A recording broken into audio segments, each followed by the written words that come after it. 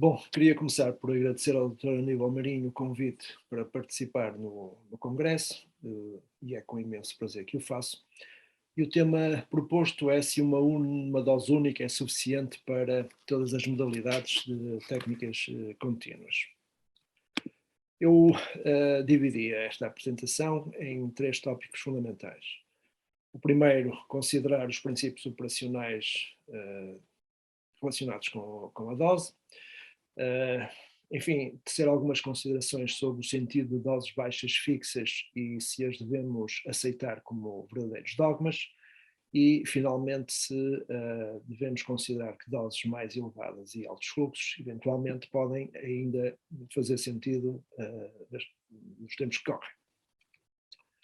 Bom, começando por apresentar-vos quais são as recomendações que parecem ter mais impacto prático na dose e no fluxo.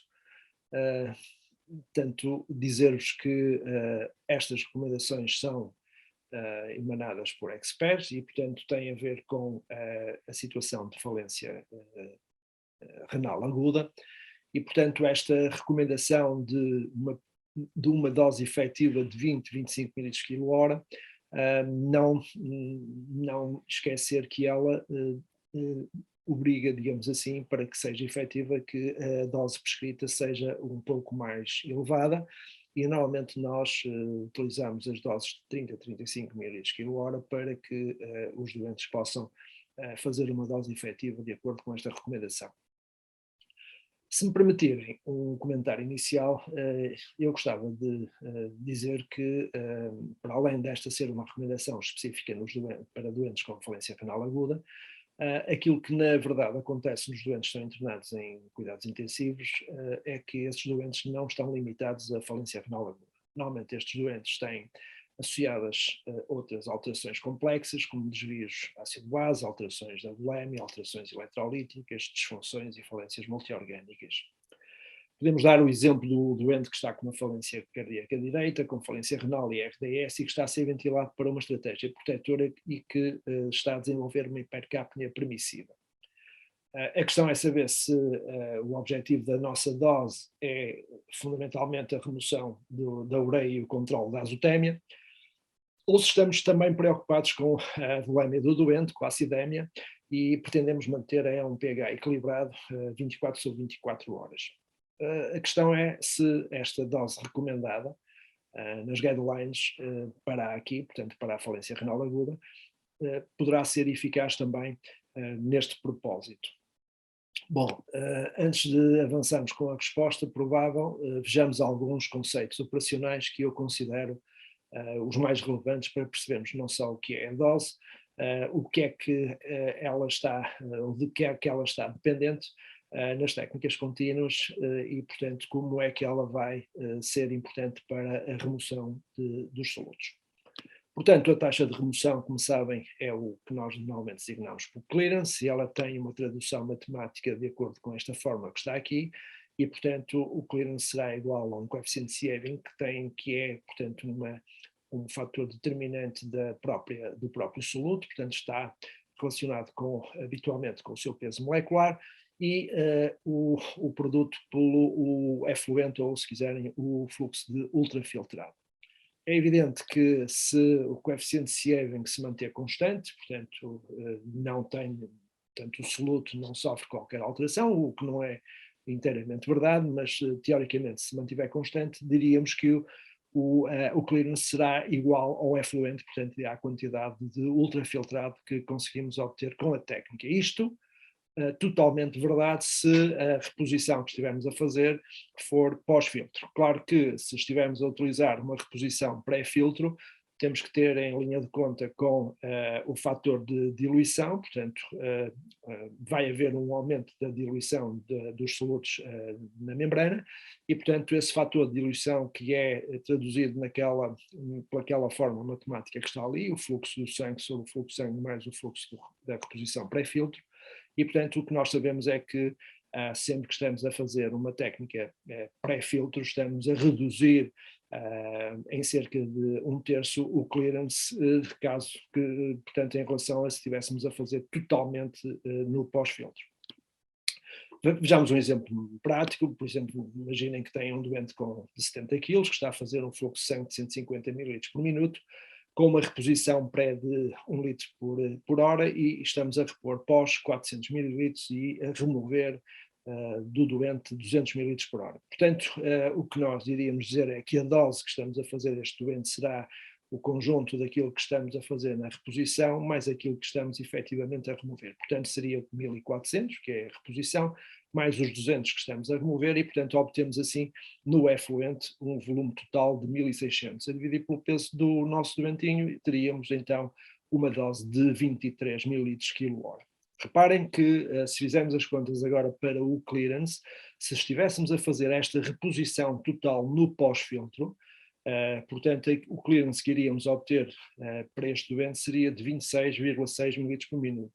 Se estivéssemos a fazer a reposição no pré-filtro, reparem que há uma queda do clearance para 18,6, ajustado, portanto, ao fator de diluição. Quer isto dizer que, na verdade, para as mesmas doses, nós podemos ter clearances diferentes. Queria também partilhar convosco, portanto, outro conceito, ou mais 3 conceitos importantes, que têm a ver agora com as características daquilo que nós designamos a quantidade da dose. E, portanto, é evidente que as técnicas contínuas têm particularidades diferentes, ou ligeiramente diferentes, daquilo que são os conceitos que nós temos para as técnicas convencionais. Então vejamos a eficiência. Quando estamos a falar de eficiência, estamos a falar da remoção do conceito de clearance, portanto, instantâneo, e, portanto, da remoção do soluto instantaneamente. Isto é, eu posso saber aquilo que naquele momento preciso, em que faço uma colheita do efluente e faço o doseamento ou a concentração do soluto que eu pretendo eliminar, ao mesmo tempo faço também esse doseamento no sangue, e, portanto, eu tenho assim a ideia de que naquele momento eu estou a remover uma quantidade específica de um determinado soluto. É evidente que esta remoção instantânea terá pouco importância em termos de técnicas contínuas, embora, e diria que o fator mais determinante nas contínuas será a intensidade. A intensidade, no fundo, é o clearance que eu consigo obter num tempo determinado, que neste caso particular das técnicas contínuas será 24 horas. Portanto, reparem que se eu estiver a considerar uma técnica convencional, que normalmente é feita com 2, 4 horas, embora possa ser feita 2 a 3 vezes por semana, a intensidade que eu consigo obter com uma técnica contínua é sempre superior à intensidade que se consegue com uma diálise convencional. No entanto, na diálise convencional, o fator que nós vamos dar mais relevo será, portanto, ao clearance instantâneo. Isto é, eu quero que o doente tenha um clearance muito elevado, porque ele vai estar muito pouco tempo a fazer a técnica, ao contrário das contínuas, em que eu posso ter um clearance mais baixo, mas eu vou ter a técnica muito mais prolongada. O outro conceito será a eficácia. E a eficácia, no fundo, determina a remoção efetiva do soluto, tendo em conta com uma determinante que é o volume de distribuição, isto é, a quantidade de soluto que vai ficar dentro do espaço intracelular. E, portanto, aqui teremos matematicamente a tradução como a intensidade sobre o volume de distribuição do soluto. Vejamos então qual se poderá ser a dose ideal para remover a ureia. Este é um conceito que é um pouco extrapolado da diálise convencional, que já falámos atrás sobre algumas das suas características, portanto, um conceito para doentes crónicos. De qualquer das maneiras, já falámos e já vimos que na diálise convencional nós privilegiamos mais, portanto, o clearance instantâneo do que o tempo, porque ele está limitado. Mas vejamos o que é que aconteceria, por exemplo, num doente que estivesse a fazer uma técnica contínua para remover ureia, sabendo que o seu volume de distribuição é de 45 litros, tem um coeficiente de sieving de 1, isto é, poderemos dizer que este soluto passa facilmente as membranas, e que o clearance que nós estamos a utilizar anda nos 50 ml por minuto. Portanto, a sua, digamos que a eficácia seria então traduzida pelos 50 minutos por minuto, que é o clearance, vezes 24 horas, porque estamos a fazer uma técnica contínua, sobre o volume de distribuição. Então, iríamos obter, portanto, um QTVD da ordem dos 1.6. Portanto, seria este o valor que, teoricamente, nós teríamos que ter para haver uma remoção efetiva da ureia. Na verdade, não é isso, não é isto que digamos, os estudos nos mostram e, portanto, os estudos o que nos dizem é que para ter uma remoção eficaz da ureia basta ter um QTVD superior a 1. E, portanto, aqui está extrapolado um bocado este fator, porque estamos a utilizar, na verdade, um clearance de 50 ml por minuto, 24 horas, o que habitualmente não acontece nos nossos doentes, nos intensivos. Então, o que é que acontece nos nossos doentes nos intensivos? Vamos ver. Portanto, imaginemos o mesmo doente, 70 quilos, que está a fazer um fluxo de sangue de 150 ml por minuto, estamos a repor, neste caso, pós-filtro, 1400 ml por hora. Portanto, estamos a fazer uma dose de 20 ml quilo-hora, aproximadamente. Então, qual é o QTVD que este doente nos vai apresentar com esta dose? Portanto, é só fazer as contas que fizemos anteriormente e, portanto, neste caso, o QTVD que iríamos encontrar é de 0,74. Ora bom, é um QTVD que é francamente inferior àquele que se recomenda nas técnicas convencionais. Estaremos com isto a dizer que será um QTVD em que não temos eficácia na remoção da ureia?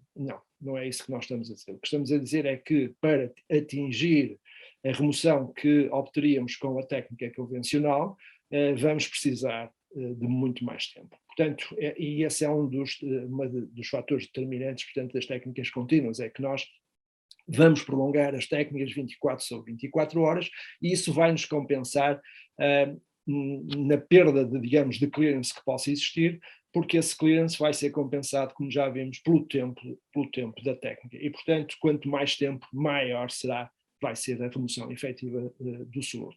Então, que mensagem é que podemos retirar deste aspecto? É que a gravidade da situação clínica é que nos vai orientar para a necessidade de definir qual a dose e qual o tempo necessário para a sua remoção. Imaginem que vocês têm um doente numa situação crítica em que é previsível que as alterações que o doente tem podem matar em minutos ou horas, portanto é evidente que nós aqui vamos ter que aumentar a intensidade da técnica. A única hipótese que temos para aumentar a intensidade da técnica não é no tempo que ela vai ser feita, 24 sobre 24 horas, mas sim aumentar a dose neste caso particular. Portanto, se eu tenho um doente em que tenho que rapidamente remover um soluto que está a pôr em causa a sobrevida do nosso doente, portanto a única hipótese que eu tenho é realmente aumentar a dose, porque o tempo esse vai se manter constante numa técnica contínua. Bom, outro aspecto que também queria partilhar convosco é que cada vez há mais a consciência que a dose é um critério de qualidade para as técnicas contínuas. Estes são 2 trabalhos publicados recentemente. Aquilo que nós podemos retirar destes 2 trabalhos no caso do trabalho superior, do paper superior, é que os autores dão uma importância enorme, portanto, à monitorização do doente no sentido de garantir que a dose que nós estamos a fazer é uma dose eficaz. E, portanto, eles como vamos ver no slide seguinte, eles dão-nos quatro parâmetros importantes para nós monitorizarmos no sentido de conseguir garantir, portanto, a qualidade da dose, a qualidade da prescrição da dose prescrita, e no trabalho inferior, os autores propõem-nos uma forma de nós conseguirmos rapidamente perceber se a dose que estamos a prescrever está a ser a dose que o doente efetivamente está a fazer. E, portanto, 2 trabalhos preocupados com a qualidade da técnica em relação, portanto, à dose que está a ser utilizada. Como eu vos disse, aqui estão os 4 vetores que estes autores consideram importantes para monitorar, portanto, a dose. e, portanto, veem que aquilo que é fundamental é que a dose efetiva não seja inferior a 0,8 em relação à dose prescrita, e, portanto, esse será um dos pontos também fundamentais. Também podem fazer uma avaliação através do clearance instantâneo, isto é, avaliando aquilo que está no ultrafiltrado em termos de ureia, fazer a relação com a ureia plasmática, e ela também não deve ser superior a 0,8. Portanto, quanto mais perto, aliás, deve ser superior a 0,8, desculpem. Portanto, quanto mais perto de 1, que é o seu coeficiente Sievin, digamos que melhor. Outra questão é o tempo, portanto, de técnica. Portanto, ele deve ser sempre superior a 80%. Isto é, devemos conseguir que o nosso doente tenha efetivamente um tempo de nunca inferior a 23 horas de técnica nas 24 horas. E, portanto, sem dúvida que as preocupações com a qualidade do fornecimento de uma dose aos doentes deve ser algo que nos deve preocupar e que devemos, portanto, monitorizar. Portanto, eu diria que, sobre este primeiro ponto, que em termos gerais, uma dose efetiva de 20-25 ml por quilo-hora, se o que se pretende é remover e controlar a azotemia numa técnica contínua, poderá ser e é habitualmente o suficiente, e, portanto, não há necessidade de provavelmente subir esta dose. Estou a falar de dose efetiva, quer isto dizer, para conseguir esta dose efetiva de 20-25, na verdade, na prática, devemos ter prescrições da ordem dos 30-35. Agora, o problema é que, como já falámos e já dissemos, os nossos doentes nos cuidados intensivos são doentes multifatoriais, não têm só falência renal aguda, têm outras situações associadas, e, portanto, diria que isto é verdade, mas devemos ter em consideração todos os outros fatores e, portanto, poderá eventualmente ser necessário avançar para uma dose mais elevada. Não estou a falar de alto fluxo, mas uma dose mais elevada poderá eventualmente ser útil. Já falámos, portanto, então, que estes doentes, falamos no caso de doentes acidémicos, doentes com instabilidade hemodinâmica, doentes com, enfim, com alterações de equilíbrio ácido-base, portanto, de equilíbrio eletrolítico, poderão beneficiar com uma dose mais elevada se a sua situação for extremamente crítica. E, portanto, por exemplo, o caso das intoxicações de metformina, as situações mais graves de intoxicação de metformina, em que nós temos que remover rapidamente e controlar rapidamente, portanto, a acidose.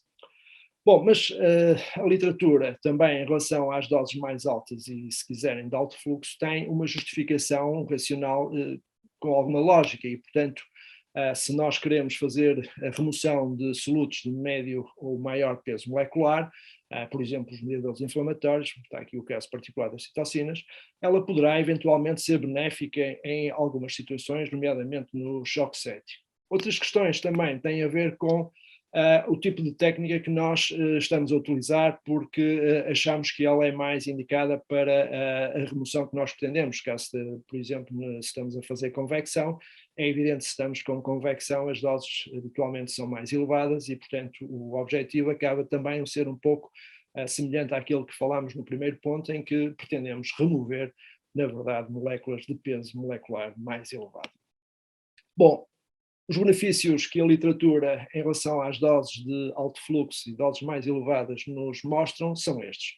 Portanto, a nível experimental, há realmente trabalhos que mostram benefícios significativos, nomeadamente quando as doses de vasopressores estão a ficar elevadas e, portanto, quando fazemos esta técnica, elas parecem ficar, portanto, limitadas, portanto, podemos reduzir as doses, portanto, os doentes adquirem uma estabilidade hemodinâmica mais significativa, e também são referidas melhorias na sobrevida. É evidente que estamos a falar de um modelo experimental, de um modelo animal, extrapolar isto para o modelo humano, para o dia-a-dia, é evidente que não é assim tão fácil como isso, e os estudos que nós temos tido, ou pelo menos os resultados têm aparecido em estudos com o humano não são tão evidentes e tão favoráveis como no caso do modelo experimental.